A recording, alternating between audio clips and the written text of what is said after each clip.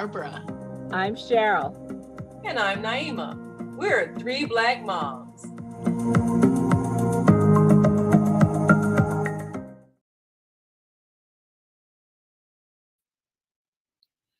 A couple of days ago, my husband and I went to a wake for a friend and former colleague. He was 68, which is less than that 4 score and 10 that we all think we're at least promised. He left a wife who he loved dearly and 2 grown sons who were in their mid and late 20s, which is still, I think, way too early to lose a parent. But my friend had had cancer, and so he had a few months to prepare for his death. And it got me to thinking, are we preparing our children for our own deaths? We've talked about this, talking about death before in this platform, but we really haven't talked about our own mortality. And let's face it, none of us are getting out of here alive. So, sisters, I wanted to talk today about what we can do if you have minor children, how you should prepare for if something should happen tragically while they're still minor children, what you should do with your estate to make sure that the state doesn't take all your money and your property, who you should sign as an executor. How are we preparing our children for our death? It's not going to be an easy conversation. So, Barbara, Naima? Well, I will say this, and I think that as a parent, if you are ill, you have some kind of terminal illness, or any number of those kind of things, that sort of sets the stage for preparation. But what if it's sudden? You weren't sick. One of my friends, she was having tea one morning with her mom, and her mom went out for a run. She came to the train tracks. The train was parked in the station, and she went around the train, but she was hit by the ghost train. You have this little Japanese lady flying up in the air. I'm sure the Lord snatched her before she hit the ground, but she was dead instantly. And my friend said the hardest thing was that she didn't get to say goodbye. And the husband said, I always thought that I would be the one to go first. And at the time, they were in their 70s, and so it was hard. And I've had a number of friends, I'm sorry to say, who have died suddenly, instantly of a heart attack. I found out about my friend Flo from college, who is my age. When she didn't answer her phone, people were worried, and they found her by her treadmill. She had died of a massive heart attack. My friend Jan Moskowitz in New York, someone pushed him on the subway and he fell and was injured greatly and ended up dying from his injuries from that fall. And I've had 2 friends who were killed instantly in plane crashes, and another one in just a couple of years ago who was killed by a semi hitting her and her son in the middle of winter. And she was younger than I was. And they had young kids. Some of them had adult kids, but some of them also had children that were elementary school age. And so when you're taken suddenly, you haven't had a sit down talk with young children about, if I go to be with the Lord or I pass away, any of those things. You don't really have that talk with young kids. You actually start thinking about those things when your kids are older.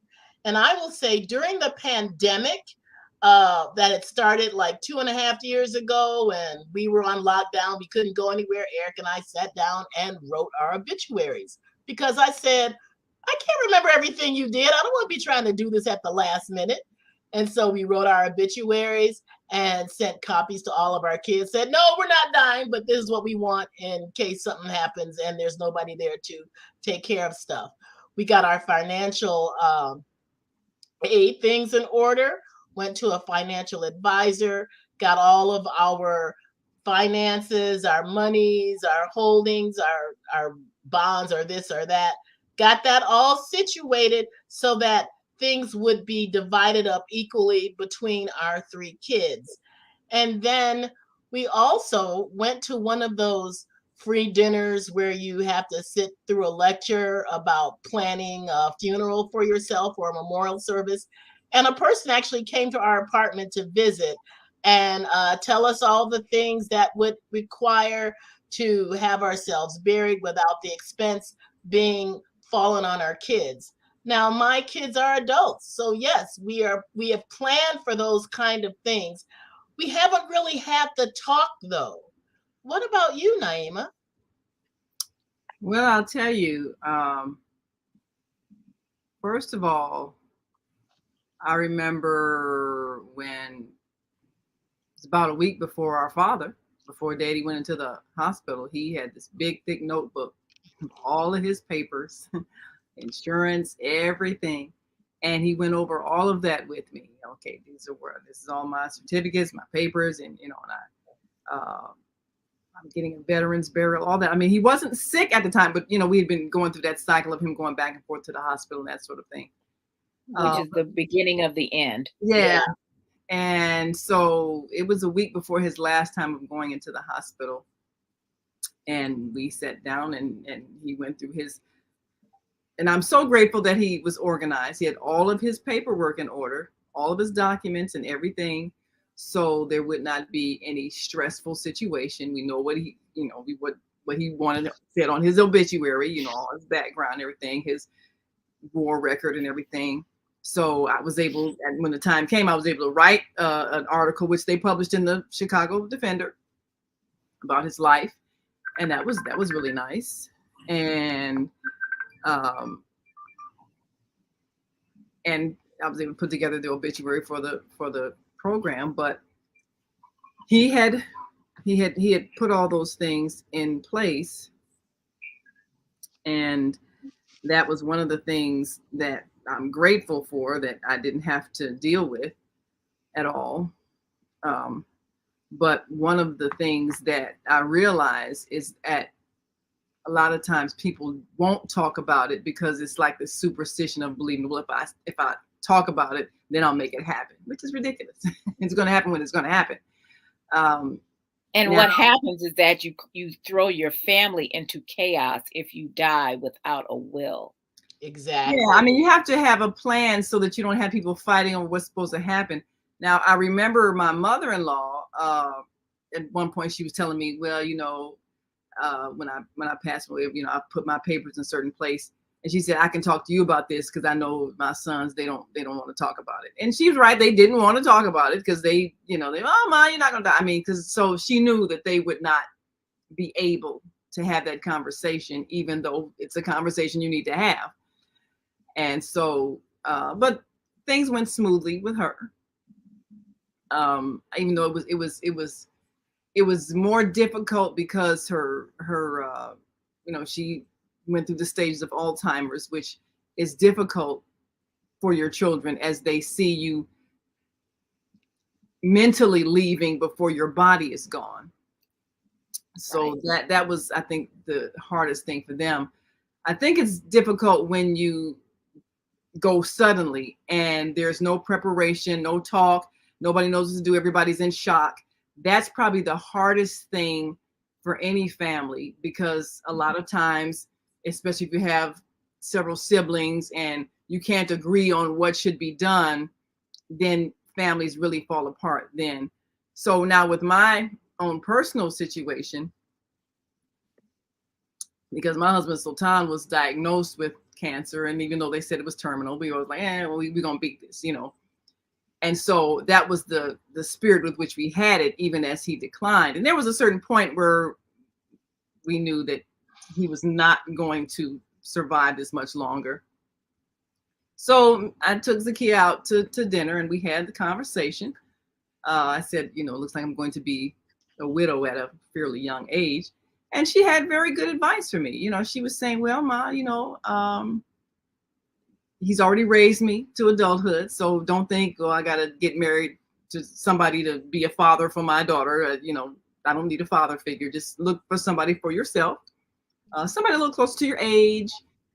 Somebody who, you feel fit into our family, because we got a multicultural family, a multiracial family, so it's somebody who can, be okay with that. And somebody who makes you laugh, you can have fun, you need to lighten up a little bit, not so serious this time. So, she had really good advice. And then we were both there the morning that Sultan transitioned from this physical life. I called her into the room. I was in the room with him. And so, as his pulse slowed to a stop and he stopped breathing. So we both were there at that moment. And I know that she is aware of the fact that things could happen with me suddenly, even though I am in good health. She worries a lot about my driving because she knows I tend to keep going and going and going until I'm exhausted. And she knows that I have fallen asleep behind the wheel a few times. And one time she said to me, Mom, you're the only parent I have left. So I know that that's a concern of hers. And should be for you too. Well, yeah, yeah, it is. But she and I did have that talk even about, my demise at some point. I told her about my insurance policies and everything, and, where everything is, and, all my accounts and all of that, making sure that she has access to banks, everything, records, all of that, insurance policies, my obituary, it's already done. All of the instructions are already done for my funeral. I just have to probably buy a funeral plot because I don't think I'm going to get cremated. So I'm going to make sure everything is done so that all you got to do is just show up, so there's no grief. There's no, what are we going to do? Oh, none of that. Hey, we going to party when I'm gone. So, well, we will. Yeah, I know y'all will. Y'all won't. Well, this is the thing though, but it's more than just preparing your physical stuff and buying the plot. It is more about having the conversation, because some people may have minor children and they may have spouses that don't want to talk about it. Now, the first time we actually talked about it, because this is what happens if you have a minor child and you do not make provisions.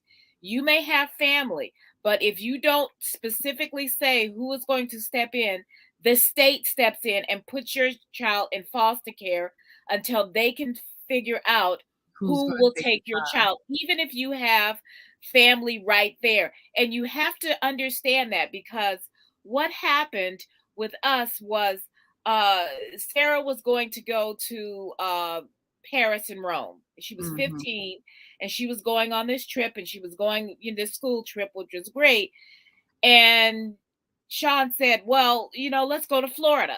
And I said, well, I'm not setting foot outside of this state until we have a will, because if God forbid something happens to us, she needs to have a home to go to, right, and they have to know who's going to take care of us, who's going to take care of her.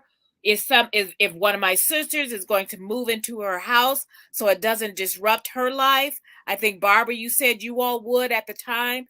And these are the things. But before then, he didn't want to talk about a will.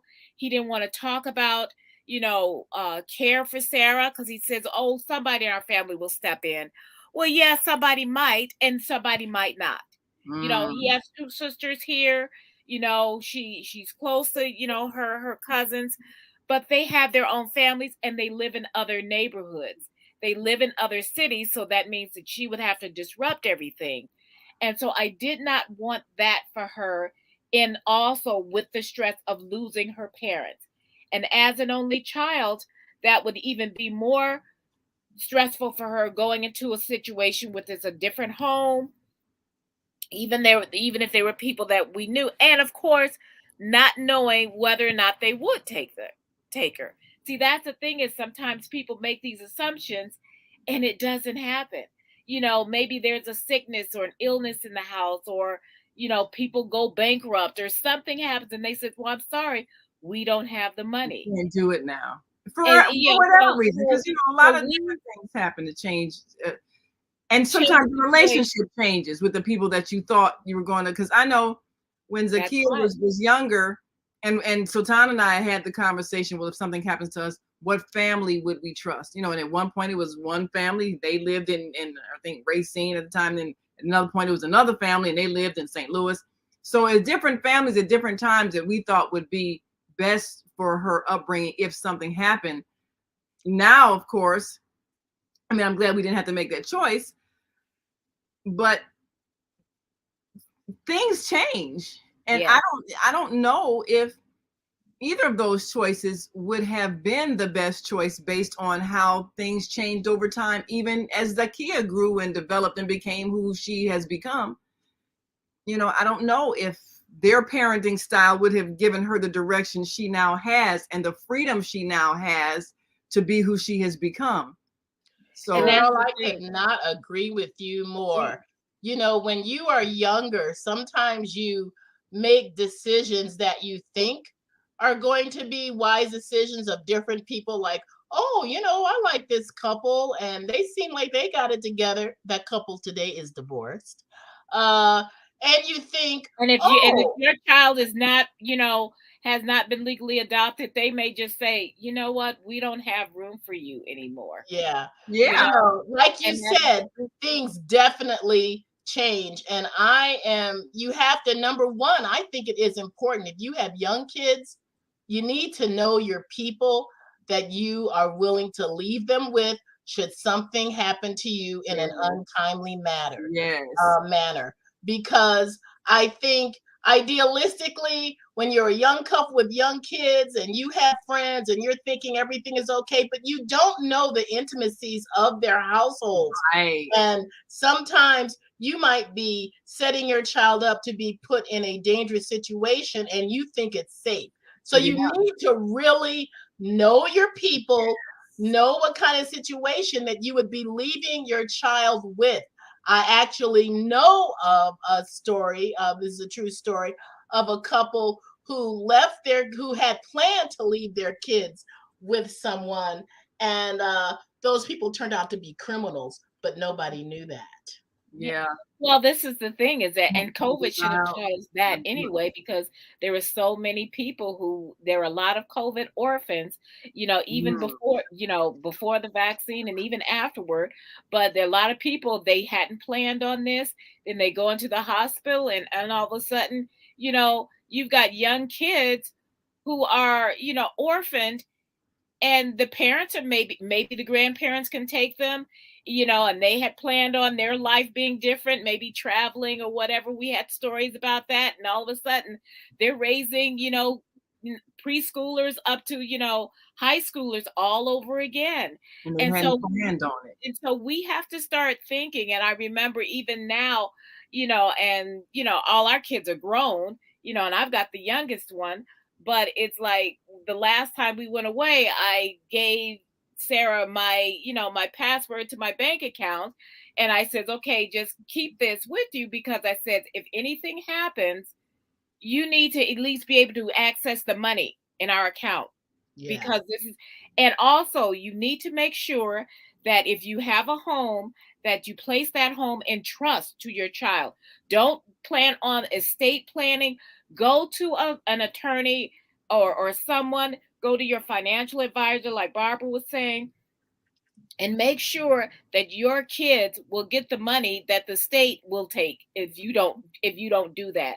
And And and a lot of these things, and going through probate can take long time.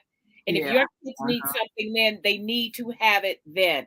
And I'm talking about people who have young kids, but you also have to have somebody that you can trust to say, okay, you're not going to take my kids' money and put them in foster care and then, Yeah. whatever. So there's a lot. But the thing Yeah, is that we have to prepare not only ourselves, but we have to prepare our children for the fact, okay, if this happens. I think at one time, Zakia had said, well, she would, uh, want to be with me. And I said, well, that's fine. I would just raise her Muslim. I can do that, you know, and, but you have to talk to the people, because sometimes your relatives or your best friends don't want to raise your kids. And you They can may love assume a you, lot of they things may like love them, but you can't be, but they're not set up for it, and they don't want to make that sacrifice, and you can't take that personally. yeah, and like Barbara was saying also, you have to know people, because you know what you do in your home, and you know how you take care of your children. You really don't know what they do in their home and how they treat their children and how they're going to treat yours. You assume things when you're all together and you're friends and everything and you're hanging out, but you don't know what's happening in that house. You don't know what other relatives they have, and they might Right. have that person that shouldn't be around children. Yeah, you got all of that. So yeah, not to be like the fairy tale story, but Cinderella's stepmother was really kind to her until her father died, and then she came all out of a bag. is that how the story went? Yeah. So that happens, and you can't assume that somebody will take them, and you never, like you say, make those plans and never make any choices, because you don't want to have that conversation. You don't want to think, you know what? Like I make said, it happen if you talk about it. none of us are getting out of here alive. So unless we're raptured. you yeah, right. Okay, you plan on that. The rest of us are going to have to think that even if you raptured, Barbara, that means you're still not here. That's true. So, And how young do you think you should have that talk with your children? When they're older, you're definitely planning on it. well, But when they're babies, you don't want to alarm them. And like I said, we've on this platform, we've talked about death with your children. You can't tell your kids, oh, they're only sleeping. You can't tell only old people die. Never say those things. Yeah, because at some point, if you tell them only old people die, they may have a classmate who dies.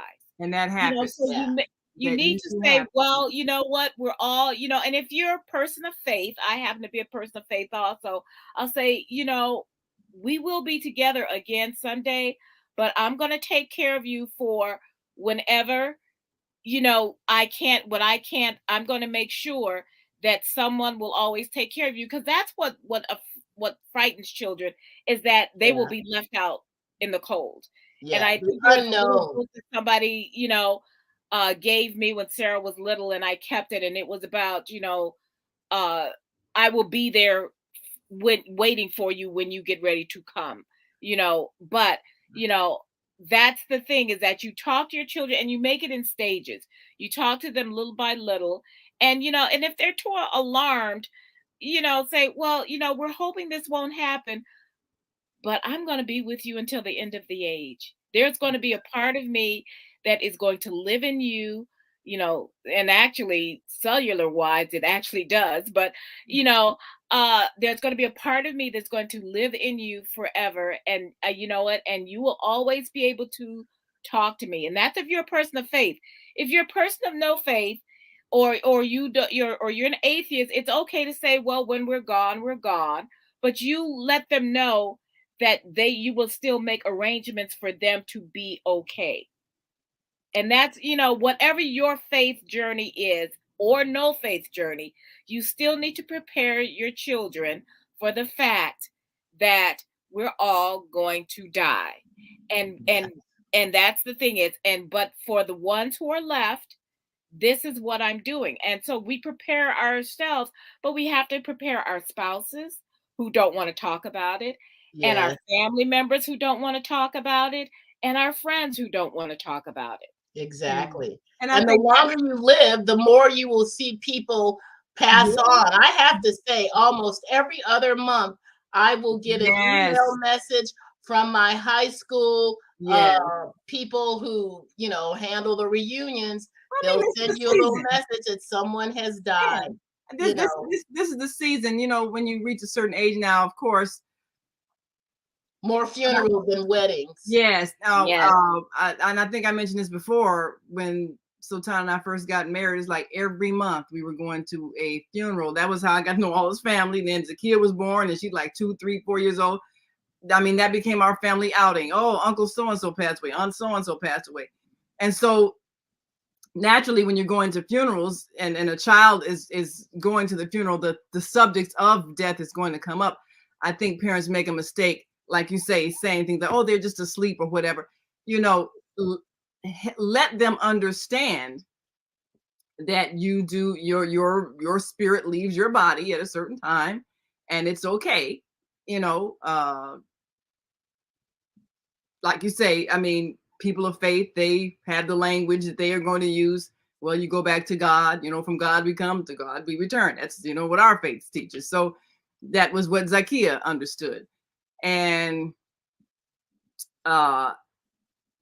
thankfully, she did not have, while she was a child, a classmate or anything die, but a lot of children today, they are experiencing that. We experience all these different tragedies that are happening. So there's a lot of fear that School children shootings, have. hello. Yes. Yeah. I mean, how And my best traumatizing friend, is that? Deborah Thurman, she was 16 when she died, Yeah. like months before graduation. She And had that's bone cancer. We were not expecting that. yeah. And then when you When don't Sarah have, had a girl, there was a girl, I think when Sarah was just in 7th grade, who died of meningitis in her school. She didn't know her, but she had seen her around. And so she Mhm. said, oh, we probably would have been friends. We had the same kind of necklace. And so, and there was another kid, he didn't die. He was in a tragic uh, car wreck. And so Yeah. things, because our children will see these things, and like I said, with You're school going to shootings ask. suddenly being an epidemic in this country, and them having school active shooter drills, you have to talk about death. You have to talk So about we it. have to Yeah. prepare. I mean, we can't have them be scared all the time, And then but don't say anything, don't oh, say we don't talk anything. about that. Well, that's not Yeah, helpful. That creates more stress when you are concerned as a child and no one will talk about it. That makes you even more frightened. You yeah, do have to be willing to address their fears in Yeah. a calm manner, Yeah. in a way that they can grasp it and be settled about it. yes. Yes. I mean, like I said, we're and we're all afraid of it. We all want to get to heaven, but none of us want to die. I So know we all want to go some other way. If we, I'm I'm a I'm lot of people are I'm just fans doing of till I'm here to go. going to sleep and waking up in heaven, but I've had like, oh my oh, I goodness, think I that's just can't wow. believe how many friends I've had who've had massive heart attacks instantly and they're gone. Yeah. Yeah. Yeah. I mean, I've had Of healthy course, friends. one of my best friends from forever, for first grade, Betty, she died before her 60th birthday. Yeah. So, we don't know what our personal expiration dates are, but Right. we all have one. We all Yeah. have when we came here with an Yeah. expiration date. We're just not So allowed to know what it is, so we don't focus on that date and we can get the work done we're supposed to get done while we're here. while we're Right. here, but Yes. we do have to prepare our children for the fact that we are, and we hope to precede them in death, because I think there's nothing worse than having to bury a child, and I've known friends who've had to do that too. So you Yeah. have to understand that you're not, we're all going to be fearful, but we still have to deal with the reality, and we Yeah. and we have to be grown-ups. Yeah. And We have to be sometimes children grown-ups. handle a lot better than we expect them to when we talk to them calmly about it. And Yes, sometimes they show some amazing wisdom. They say, oh, I understand. And they're fine. So yes, we got to talk. Well, it's time to go. And we hope if you have children and they ask you about the inevitable, that you go ahead and talk about it. And don't make it something that they're afraid to express, even if someone close to them passes away. Let them know And it's you a don't normal part of necessarily life. have to wait for them to bring the question up. You That's right. find an avenue where you can have a calm conversation about the afterlife and to address their fears in a way that keeps them from being fearful. Absolutely. That's what you do. Well, we appreciate you. Make sure you like and subscribe to our YouTube channel and our Facebook page, Three Black Moms. Until next week, I'm Naima. I'm Cheryl. And I'm Barbara. We are three Black moms. Have a great week.